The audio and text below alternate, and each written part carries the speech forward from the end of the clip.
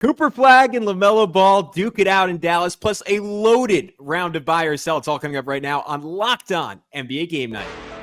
When that final buzzer rings, you know it's time for Locked On NBA Game Night. All the post-game reactions to every game across the league, every single night, with insights only the hosts at Locked On can provide. It's the true NBA fans' one stop for all the action. Every game, every night. It's Locked On NBA Game Night. Tipping off now. You are Locked On NBA Game Night. My name is Gavin Schall, co-host of the Locked On Knicks podcast, and joining me in place of Rylan Stiles, it is one of the trio of GOATs we're lucky enough to have here at the Locked On Podcast Network, covering the Denver Nuggets, making his Locked On NBA debut. It is Ryan Blackburn. Ryan, we were talking about it before the show. I've had the pleasure of sharing the screen on these vaunted halls with Matt Moore, with Swipa. You got to give me the scout, man. How would you compare your podcasting game to your co-hosts? Oh, man. Well, I mean, I'm the sixth man here now for Locked On NBA. I'm not quite Manu Ginobili, but I think I'll give myself Tiago Splitter. That's perfectly reasonable. Maybe even going up to Boris Diaw. So we're gonna go slow. We're gonna have fun. We're gonna pass the ball around. It's gonna be great. That's awesome. I was going to say, man, Tiago Splitter, like you only have room to go up from there. Like that's a good conservative place to start off from. But we start off tonight. First telling you that today's show is brought to you by our friends over at FanDuel. Right now, new customers can bet just $5. And if your bet wins, you'll get $300 in bonus bets to use across the app. Head to FanDuel.com to get started. But in an NBA sense, we start off tonight in Dallas, where the Mavs dueled with the Charlotte Hornets. Super fun preseason game. A lot of thrilling moments from Cooper Flagg. And our own Nick Angstad was there to tell us how it all went. Dallas Mavericks against the Charlotte Hornets, and Cooper Flagg, another impressive game. He just shows off his consistency. He can do a whole bunch of different things on the basketball court. He can score in a bunch of different ways. He can defend. He can play make. Got 4 assists in this game, scored 11 points, and he scored those points on a couple pull-up jumpers, which is something that is really big for his career going forward. And can he be like a number one eventually on the team? Can he be a guy that can get his own shot? And those pull-up jumpers we saw tonight are big. The playmaking is also massive, and so that's something to watch for him as well. We also got to see a Cooper Flagg, Derek Lively, P.J. Washington lineup in some extended minutes because the starters went into the third quarter and P.J. Washington played with them for a little bit longer. And that lineup looked really good. A lot of switchability, a lot of ways that they could get rebounding and push and a break and all that. Not a good game for Anthony Davis. He had some moments in the third quarter where he hit some good buckets here and there, but not a great effort game. Did not see the elite defense that we thought we would see with this Mavericks crew, and so I'm not really judging him for this one. Maybe a slow start for him. Maybe he's taking it slow going into preseason, but good from Cooper Flagg, not so good from some of the vets on the team, but the Dallas Mavericks continue on. Ryan, more extended action from Cooper Flagg. What did you make of the second preseason game of the rookie's career? Well, just nice to see him continue to grow that game and show. It's always funny. You see different layers of a player's game, especially a young player's game. The longer that they get into the longer they're in the league, the longer they're able to show some things. You just see a little bit more comfort, a little bit more understanding of what they're supposed to do. They get to read the defense a little bit more and understand the pace of the game a little bit. And Cooper Flagg, I mean, we saw it in the first game of Summer League, if you recall, like 5 of 24 or something like that. And then immediately turns it around, starts to look a little bit better. This is probably just going to be who Cooper Flagg is. He's going to figure things out on the fly. He's going to look good doing it. And I mean, they've got a great one over there. There's no doubt about it. Yeah, it was like, I think that the thing that probably stood out the most to me is just the pace that he plays at as a teenager playing in the NBA for the second time ever. I don't count Summer League in that respect. He just doesn't look sped up at all. Like first 2 plays of the game, strips Brandon Miller, pushes, hits Clay on the wing for a 3. Next play, lob to Anthony Davis, like that big to big hook pass that should be there for them all season long. Sits for something like just 4.5 minutes in the game. Jason Kidd had a really early hook on him for whatever reason, and immediately like jolts the Mavs into like the bulk of a 16-0 run they had late in the first quarter to get them back into the game. Had another steal, push ahead to Najee Marshall, to Derek Lively, that ultimately finished off that run. Another play when he first came back in where he jolted off Tijan Salon to knock a pass away from Mason Plumlee. There was nothing there on the initial push, so he just circled back out and then hit Dwight Powell, like diving right underneath him for a layup. It just feels like he is cognizant of the advantages his size and athleticism give him. And because of that, like it feels like he is very rarely in a rush. He did have 5 turnovers in this game, but there were just so many different flashes, like the half court lob from D'Angelo Russell that got started with a PJ Washington chase down block. And then literally the next time down, I thought his most impressive individual effort offensively, like just sick behind the back move to ditch LaMelo Ball, stick and midi jumper. The 3-pointer looked good, hit a really nice one off some good footwork, off a dribble handoff. Like you just saw every aspect of his game and just an innate calm and comfort level that I frankly didn't think we'd get until maybe 20 games into the season from him. He'll have to clean up the turnovers a little bit, but it all looked really good. I'm curious your opinion on some of the Mavs lineups, because this was something that Nick hinted at a little bit. They start super big, right? Like Anthony Davis very famously has wanted to be a power forward since day one in his NBA career. Very famously, his teams are much more effective when he plays center. They start D'Lo, Clay, Flagg, AD, Lively likely will be their starting lineup on day one of the regular season. It feels very clunky to me. You saw Anthony Davis open this game, airball 3, hit another 3, like barely off the side of the rim. Conversely, they look far more explosive when they go a little bit smaller in the wing combos. PJ, Najee Marshall, Cooper Flagg, defensive playmaking off the charts, off the bench. Do you think that is something that, like, I mean, who knows what Nico Harrison is thinking at any given time, but maybe that pushes them to trade one of Gafford or Lively, maybe having Kyrie back makes it all click. Like, it feels so cool just watching that group, is they're so enormous out there. And yet on the other hand, it just feels a little too clunky, and they just look so much more explosive when they go a little bit smaller on the wing.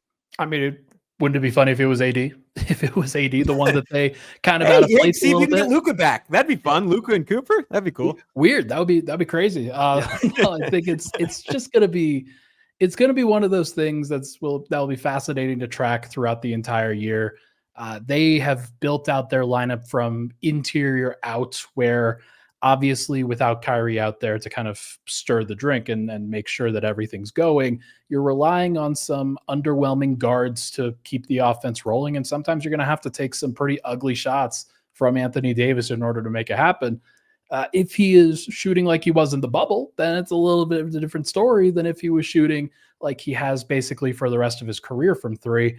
And I just don't really expect that much to change from what we saw tonight. I mean, his effort will, of course, be better. This is one of those things where we can over-index on effort, and we can over-index on how guys, especially veterans, are playing during the preseason. But like, he will amp up some good things on the defensive end. But I don't know. Like, you want him to be around the rim, right? You want him to be patrolling the paint, which is why you play him at center. You don't play him at power forward when he's going to be guarding. I don't know, Miles Bridges. Like, Miles Bridges is a perimeter guy. He's going to stay out there and away from the play for half of the time. And we should note Miles Bridges hit 3 threes in his first 8 minutes or so on the floor. Had a 4th one with his foot on the line. Like, he was torching that matchup. To Nick's point, like, AD looked lethargic by and large out there. And just the shift in verve when you got PJ Washington in the game, who had 3 blocks seemingly in his first 7 minutes or so, was just insane. Speaking of verve, LaMelo Ball, man, like he had his 5-hour energy before Talk this about verve. Like, yeah, he was going crazy in the early going of this one, like bombing 1-foot threes, like turned the corner on Dwight Powell, drew gap help, hit Bridges for a lob. The nastiest play in the first quarter sequence was just like full of it for him. Like pump fake behind the back, between the legs into a lefty flip to the corner to Bridges. 26-13 at that point. Like he is like just magic on the court at times. Like I remember watching Lonzo in college, and LaMelo's that if you added like some kind of psychedelic to it. Like it is just on another level. I am wowed both positively and negatively every time I watch the guy. And the Hornets ultimately got the win in large part due to his efforts tonight. Yeah, I mean, single game plus minus is never something to over-index on, but plus 27 against this Dallas team in 23 minutes. Shot the ball really well, set everybody up really well. Ryan Kalkbrenner off like in that starting lineup, rookie from Creighton. That's an interesting addition to a very centerless team for the Charlotte Hornets. So that'll be a fascinating thing to track. But if LaMelo can actually stay on the floor, continue to elevate everybody around him, then there's no reason why the Charlotte Hornets cannot overperform what their expectations right now are at this point. But I still, it's just hard to see, because this is just one of those things where you're going to see the flashes with LaMelo. You're going to see the flashes with these guys. I just want to see them put pen to paper at some point, man. It's been enough of this running rebuild. Yeah.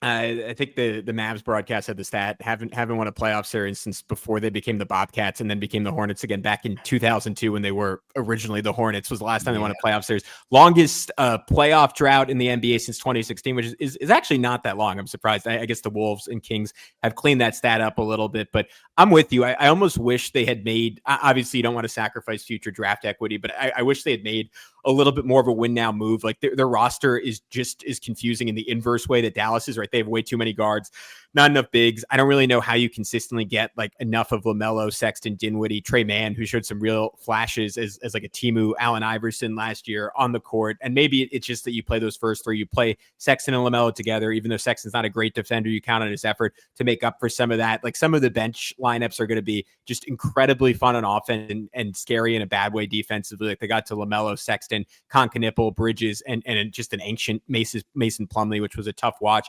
I just wanted to shout out Concanipple. I spent a lot of time this summer league talking about him on game night, both good and bad. He was absolutely not shy about getting threes up. Had one possession, I think, where he shot two, was ready to shoot a third, and ended up just belatedly passing and throwing it away for a Najee Marshall layup, or maybe it was PJ Washington layup on the other end of the floor. But in the second half, you really got to see some of the craft, the old man game that I think Con is already famous for very early in his NBA career. But just said like a bunch of just smooth bump drives and just playing off leverage to spin and hit a floater. We saw him like screen up top and for Dinwiddie and a short roll hit Diabate for a dunk. I think my single favorite play was in that second quarter where he saw he had D'Lo on him and you just saw his eyes light up because it wasn't PJ Washington or Cooper Flagg torturing him anymore. And he just goes right at D'Lo, bumps him off, hits a midi. Like it just, he is really savvy. And I think he'll add like a little stability to this Charlotte team in a very fun way. Is just all over the place at times. I wish they could turn like one of their other wings, probably Bridges, into someone that's very defensively oriented. But this is just a super fun team right now. Why don't we just get the Concanipple for Derek Lively challenge trade? I mean, what are we waiting for at this point? There's plenty of opportunity for both of those guys in those other situations. I don't think Charlotte fans will be too happy with that, but you know what? It could something like that could happen. What's going to happen next is we are going to talk Pacers Thunder, and I'm really excited to get into Grizz Hawks because I thought Atlanta just looked awesome tonight. We're going to talk about it all coming up next here on NBA Game Night. But first, I want to tell you about our good friends over at Prize Picks. Prize Picks has been with us in a while, and they are maybe the single best way to light up your sporting night a little bit. This episode is brought to you by our good friends at Prize Picks. Every day we make decisions, but on Prize Picks, being right can actually get you paid. Don't miss the excitement of this football season with Prize Picks, where it's good to be right. Playing Prize Picks is such a fun, simple way to add more excitement to football. You just pick more or less on player projections like Josh Allen's passing yards or Saquon Barkley rushing for a touchdown, and you're in the game. I love how quickly you can make your lineup. It takes less than a minute. And maybe my single favorite part is that Prize Picks just added stacks. So basically what that means, if I want to ride with a player, I can select their pass yards, rush yards, and touchdowns all in one lineup. Josh Allen is probably the perfect guy for that. It's also incredibly fun to follow players in the app and copy their lineups with one click. And the new injury reboot feature really lowers your risk. If a player leaves early, it doesn't return, it ultimately won't count against you. So download the Prize Picks app today and use code LOCKEDONNBA to get $50 in lineups after you play your first $5 lineup. That's code LOCKEDONNBA for $50 in lineups after your first $5 lineup. Prize Picks, it's good to be right. Gavin Schall, Ryan Blackburn, I'm at Locked On Knicks. He's Locked On Nuggets. And now we are going to throw it over to Locked On Thunder. I want to hear what Rylan Stiles had to say about Oklahoma City in a championship rematch against the Indiana Pacers. Thunder fall in Game 4 of their 6-game preseason slate, but the story of tonight, without much of the Thunder's regulars, you got A.J. Mitchell going off, getting downhill relentlessly, getting to the free throw line, and he can be a really big part of what this team tries to do in their title defense season. If he can consistently generate offense for this team and facilitate as a playmaker, it takes some burden off of Jalen Williams. It takes some burden off of that secondary unit to keep this offense in rhythm when SGA's on the bench. So the Thunder have the depth, they have the talent, and now they need to play a few more games before we start the regular season. But for now, everything looking smooth for Oklahoma City. Ryan, championship rematch. I told you before we Great. started the pod. All right, this has to lead us off, right? And it turns out no, because I think, let's count them up. Cason Wallace, Aaron Wiggins, Benedict Mathurin, Obi Toppin, maybe Jarris Walker, but I'm not going to count him. Tony Bradley. Like, we got a total of 4 to 6 guys, depending on loose your definition, who played some substantial role in the NBA Finals, actually playing none of the most important ones, unfortunately. But I agree with Rylan. I think AJ Mitchell is just an exciting, fun add for this Oklahoma City Thunder team. Played a rotation role on like one of the better regular season teams in NBA history as a second round pick, as a rookie last year. Got hurt, never quite found his rhythm after coming back. I think just for the playoffs, didn't play substantial minutes, but this guy's a born scorer, like falls under that classic title of too good for Summer League. Seems like he's too good for busted preseason games as well, because he was cooking 16 points in 15 minutes, 6-8 from the field, 4 for 5 from the charity stripe. What did you see from him, or any other observations from this Thunder team? They keep getting away with it, man. It's can't beat them. It's amazing what Sam Presti and OKC continue to do. I remember scouting AJ Mitchell back during the 2024 draft when the Nuggets had a late first round pick. He was right up there with Deron Holmes as one of the guys that I thought that Denver would try to target. And then he keeps falling and falling and falling. I think it was the 55th. The Knicks drafted him and then they traded him. It's just crazy. Yeah. I mean, like the night that he had tonight was awesome and pretty representative, I think, of what you can get from any of the OKC guards on any given night. 16 points, 3 assists, 2 steals and a block, and 50. He played the first 15 minutes of the game, was actually pretty interesting, but he just got wherever he wanted to, man. That's the unfortunate part of playing against OKC. And there's a little bit of bitterness in the heart over here, obviously, because there are just a wave, an absolute cacophony of guards that you have to deal with on a consistent basis. And it's why they're going to win 60 plus, because if you miss one, if 2 have a bad game, there's another 4 that can take their place.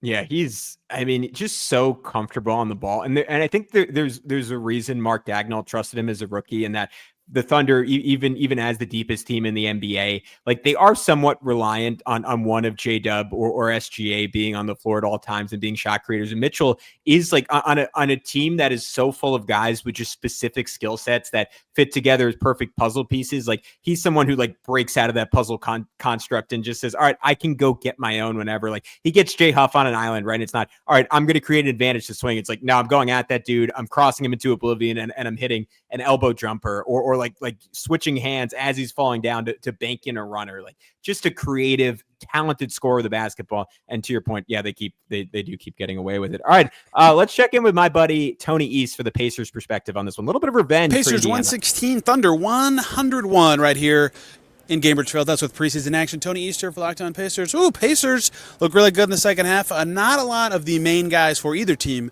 today. In fact, basically none of them. A few Pacers starters here and there. A story of this one in terms of guys who might actually figure the regular season. Jarris Walker, very nice statistical game. He couldn't get shots to fall in the first half, but had a really nice floor game, sniffed a triple-double. That's something the Pacers will hope can happen more often and with some consistency. He's a big player with all their injuries. And Jay Huff continues to look very nice for them. Didn't miss a shot. Some nice defensive moments for him playing throughout the full game. Isaiah Jackson, their starter, only playing in the first half. Pacers, though, their preseason real story. Injuries keep piling up, especially at guard. They're now without T.J. McConnell and Tyrese Haliburton, both out. Quentin Jackson, their current backup, gets hurt in this game. This was Cam Payne's first action at all of the season. He, of course, was going through some conditioning stuff. Johnny Furphy got hurt in this game. I mean, they're just down bodies. They'll need to heal.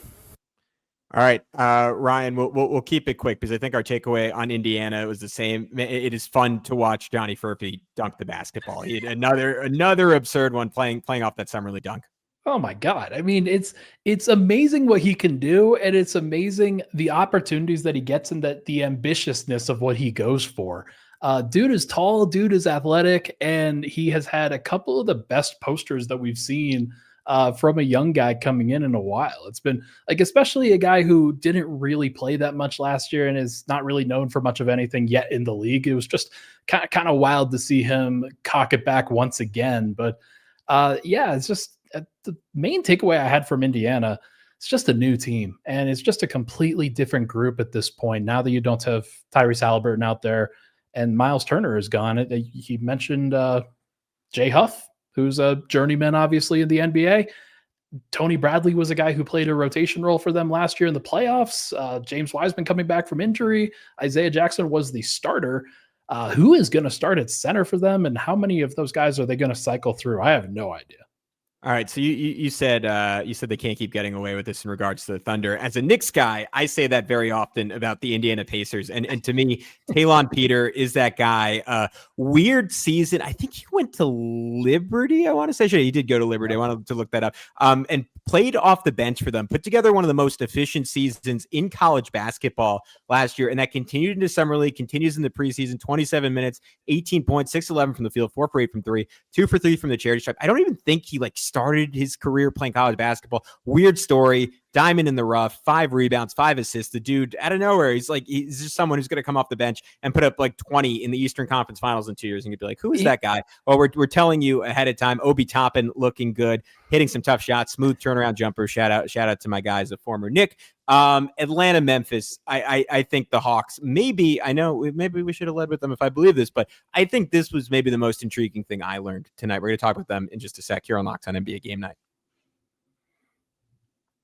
But first, I want to talk about our good friends over at FanDuel Sportsbook. The NFL season is here, and FanDuel has an offer you don't want to miss. Right now, new customers can bet just $5 and get $300 in bonus bets if you win. That's right. Pick a bet, put down $5, and if it hits, you unlock $300 in bonus bets to use across the app. I love that FanDuel gives me so many different ways to play. I built parlays, tried player props, and even followed the live lines during games. I am a New York Giants fan, so watching the NFL from a fan perspective has been pretty excruciating over the last 12 years. Ryan, as a presumed Broncos fan, you can correct me off this ad if I'm wrong.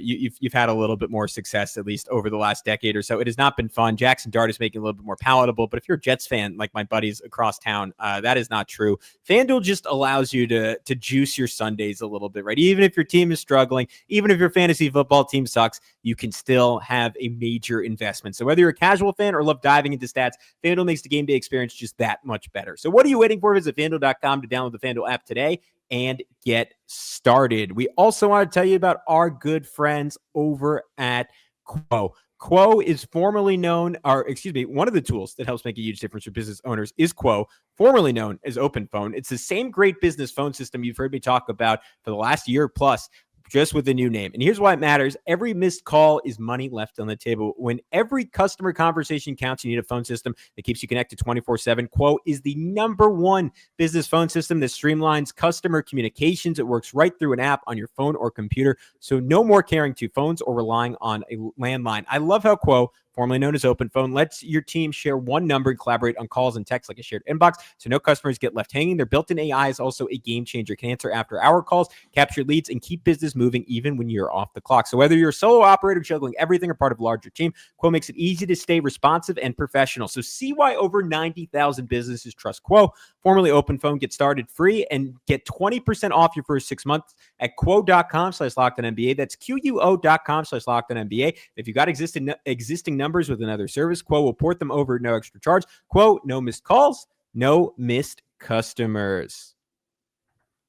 All right, finally we get to my beloved Atlanta Hawks. I'll throw a cacao for our guy Zach Lowe out there. 122-116 over the Memphis Grizzlies shell squad. I will caveat everything I'm going to say in regards to the Hawks with the fact that the Memphis Grizzlies were missing, here's my full list, Ja Morant, Jaren Jackson, Brandon Clark, Zach Edey, Scottie Pippen Jr., Desmond Bane is off partying in Orlando. This was not the Grizzlies you know and love. And yet, man, I thought that Hawks starting five, Ryan, just looked freaking terrifying in this one.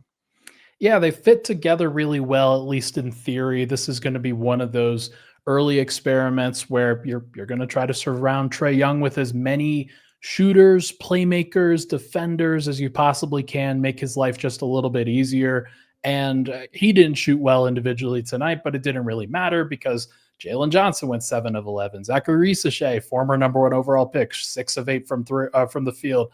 Kristaps Porzingis, 13 points on 7 shots. Dyson Daniels doing his thing, obviously on the defensive end more so than the offensive end, but just a well-balanced team that, as long as they get something from Onyeka Okongwu and Luke Kennard off their bench, like Nickeil Alexander-Walker didn't play tonight. He will be back and be a massive problem for them going forward. Like they're going to be a good team. The question is, can they be a great team in time, building chemistry and doing the things they need to do in the playoffs?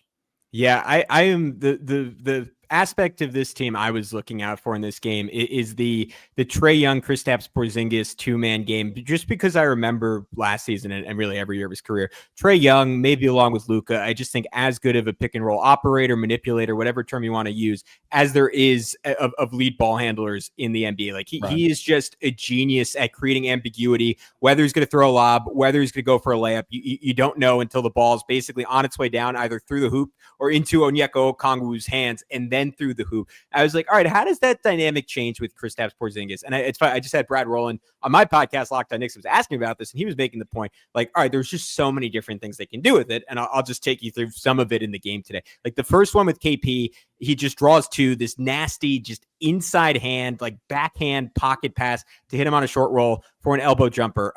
Next time around, and this is kind of the twist you can put on it, it doesn't have to be Porzingis, because unlike Okongwu, though he is starting to shoot threes, you could have KP as just like one of the elite corner spacers in the NBA camping out there and use any one of these ginormous wings that you've been dreaming all of Trae Young's career, right? And same thing, like Portland for years missed out on doing this the right way with Dame Lillard. Like, can you surround him with just enormous skilled two-way wings? And by God, they've done it. Shout out to Landry Fields, former GM. Like he played a big role in this. But they run one with him, and I think it was Jalen Johnson, and Trae just immediately, like the second the defender steps away, rips a pass to KP in the corner. He hits just like a high release. No one in the NBA is going to block it outside of Victor Wembanyama 3.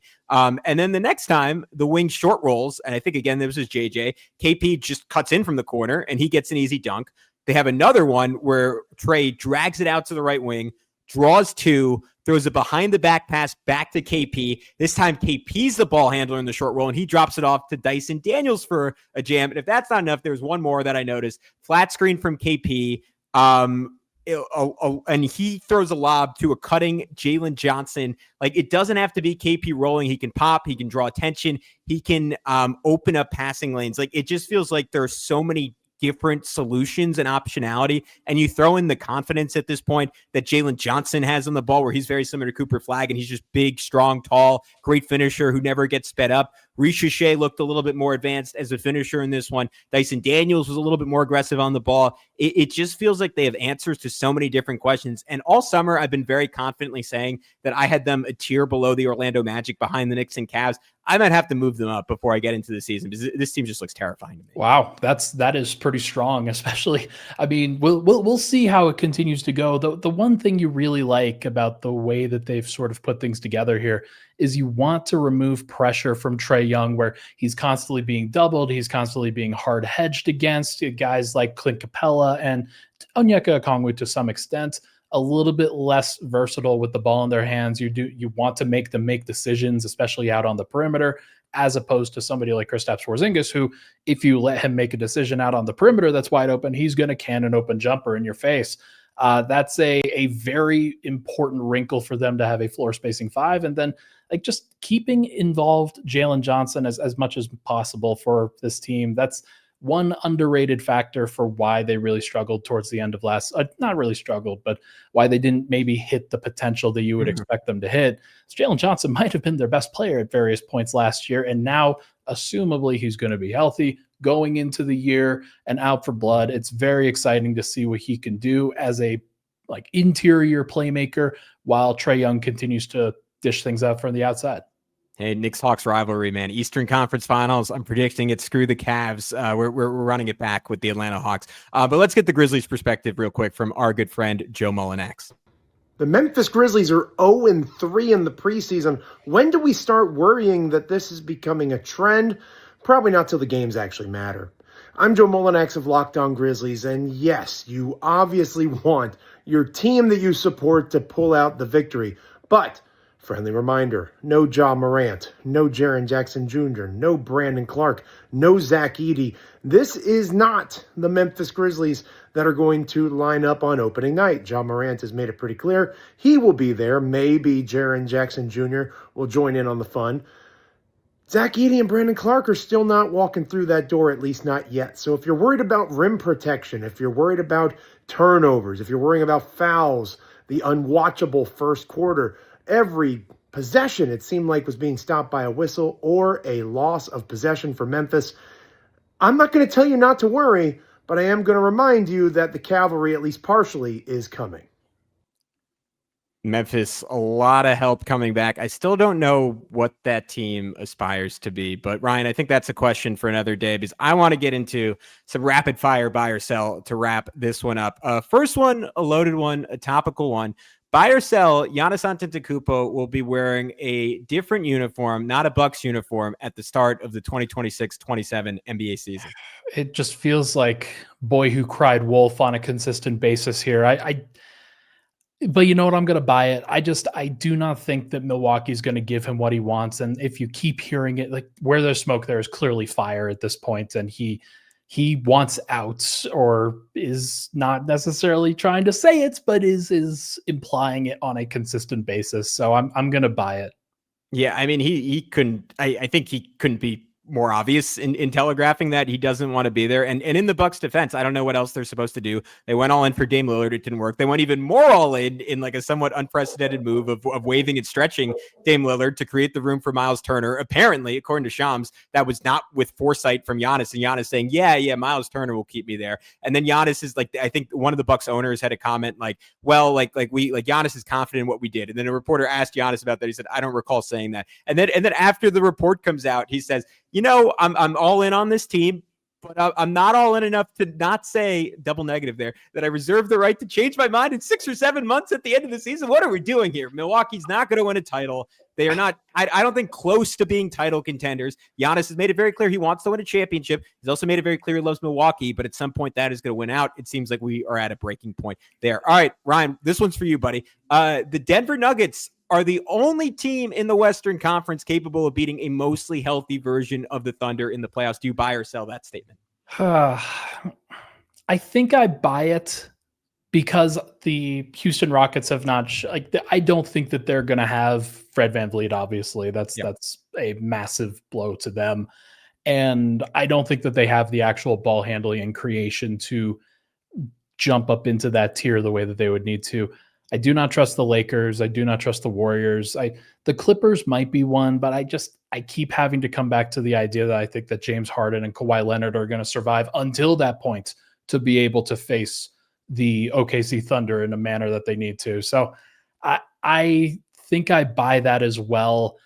Denver may not even have the horses at that point. We'll see what happens, but I think that they've got the best chance of anybody at this point. OKC looks like a wagon. Ryan, I love the subtle shade of not even mentioning Minnesota. That is a well, true they've had their shot. Yeah, I guess they would argue Denver has too, but I hear you. And I also buy it. I think I mean we saw how close Denver came last year with an incredibly depleted team. My buddy Rylan, he's very aware of it. He keeps talking about like Denver went from like 4 playable guys to theoretically 7 or 8 or 9 playable guys this season. That will obviously make an immense difference. Aaron Gordon not having a injured hamstring, Cam Johnson not being Michael Porter Jr. with one shoulder, all will help a lot. I think Denver is capable of winning that series. The Thunder, though, I think it helps that they're going to be a little bit more battle hardened this time around. I think Denver at times caught them a little off guard at the end of some of those games. But this is a pivot on that last question because you noted the Houston Rockets most likely will not have Fred VanVleet. So let's put them in the pool of these teams. Buy or sell that one of the Houston Rockets, Cleveland Cavaliers, your hated Minnesota Timberwolves, or our Atlanta Hawks make an in-season trade for someone who has made an all-star team in the last 3 seasons. Obviously, that is kind of an arbitrary marker. It is basically to say someone that is universally considered a star player in the NBA. I think I'm going to buy that too, and I think it's going to be Minnesota. I think that they consistently have shown aggression trying to get Kevin Durant at the trade deadline last year and in the offseason this year. They want to get better, and Tim Connolly, who we are obviously very familiar with here, he knows how important the talent is, especially around Anthony Edwards, and not sure whether they fully trust Julius Randle. They did give him the contract to keep him around, which makes sense, obviously, but if you could get somebody that changes things dramatically for them on the wing next to Anthony Edwards, then maybe there's an opportunity there. Maybe there's a point guard that they could go for. Who knows? But I do think that I would buy it, and I think it is them. I'm going to buy it as well. I could certainly see Minnesota doing it. They have such a freaking good team. And watching them in the preseason the other day against the Knicks, I was thinking, I'm incredibly happy they're in the Western Conference, because I think they would be right there with the Cavs, right there with the Knicks in the East. In the West, they're a tiny bit of an afterthought. The defense is going to be exceptional. Anthony Edwards, likely just based on his trajectory, will have made another step forward this season. And yet I don't think there is quite enough there, just because they kind of fall into this trap that basically everyone that other than Denver and Oklahoma City do, that I just don't know if there's like a clear cut, like this is their five at the end of a game, right? Anthony Edwards is going to be on the floor. Julius Randle at this point, even though he might not even be on the floor. He didn't. I don't think he closed Game 3 last year against the Thunder. It may not be Rudy Gobert for all. It might not be Rudy Gobert. Like there just are not a lot of like Jaden McDaniels will probably be out there, but there's not a lot of sure things like this guy has to be on the floor. And to me, like that is the core issue with this team. Incredibly deep, so many good NBA players, but when you get to that level against the Thunder, against the Nuggets, like you just need guys you can rely on at the highest possible level. And I think they have a bunch of players that just for fit reasons at times are maybe just a tier below that. So I could see them making a move. The Atlanta Hawks, I want to note, have that New Orleans pick, which is as good of a trade chip as anyone in the NBA. What are you doing, Joe Dumars? That is incredibly exciting. If they are looking good and they want to go all in, like combining that and one of their young wings could bring back certainly an all-star. Ryan Blackburn, fantastic Locked On NBA debut. I'm going to call it a triple-double. I'm Gavin Schall. You can check me out over on Locked On Knicks, and we'll talk to you very, very soon right here on Locked On NBA Game Night.